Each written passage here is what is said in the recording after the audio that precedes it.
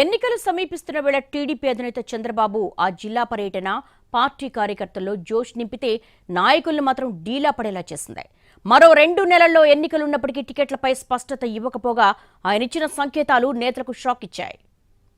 ఒకవైపు వైసీపీ అభ్యర్థుల్ని ప్రకటిస్తూ దూకుడు మీద వెళుతుంటే టీడీపీ మాత్రం ఇప్పటి వరకు గెలుపు గుర్రాలను ప్రకటించకపోవడం ఆశావహుల్లో గందరగోళానికి దారితీస్తోంది. తాజాగా టీడీపీ అధినేత చంద్రబాబు ఉరవకొండలో అనంతపురం పార్లమెంటుకు సంబంధించి రా కదలిరా సభ నిర్వహించారు.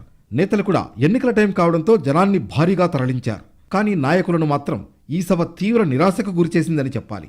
పార్టీ నేతలతో నిర్వహించిన అంతర్గత సమావేశంలో చంద్రబాబు చేసిన వ్యాఖ్యలు నేతలను డీలా పడేశాయన్న మాటలు వినిపిస్తున్నాయి.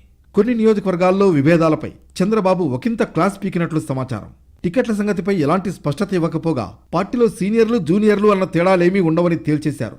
సర్వే రిపోర్ట్ల ఆధారంగానే టికెట్లు ఉంటాయని నిర్మోహమాటంగా చెప్పేశారు. అంతేకాకుండా సీనియర్లు త్యాగాలు చేసే టైం వచ్చిందంటూ చంద్రబాబు వ్యాఖ్యానించడం కొందరిని అయోమయంలో పడేసింది. ప్రస్తుతం ఉమ్మడి జిల్లాలో 14 నియోజకవర్గాలుండగా ఇందులో హిందూపురం, తాడిపత్రి, రాప్తాడు, ఉరవకొండలో టికెట్ కోసం ఎలాంటి పోటీ లేదు. ఇక మిగిలిన 10 నియోజకవర్గాల్లో కూడా టికెట్ విషయంలో చాలా పోటీ ఉంది. ఒక్కచోట 3-4 నాయకులు కూడా టికెట్ ఆశిస్తున్నారు. ఇలాంటి పరిస్థితుల్లో అటు పార్టీ కార్యక్రమాలను ముందుకు తీసుకువెళ్లడంలో ఎవరికి వారే అన్నట్లుగా వ్యవహరిస్తున్నారు.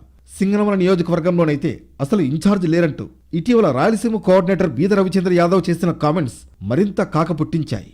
పార్టీలో సీనియర్లు జూనియర్లు అన్న తేడా లేదు అంటే సీనియర్లకు టికెట్ ఇవ్వరనే సంకేతం ఇచ్చారా అనే డౌట్స్ చెలరేగుతున్నాయని క్యాడర్ మాట్లాడుకుంటున్నారు.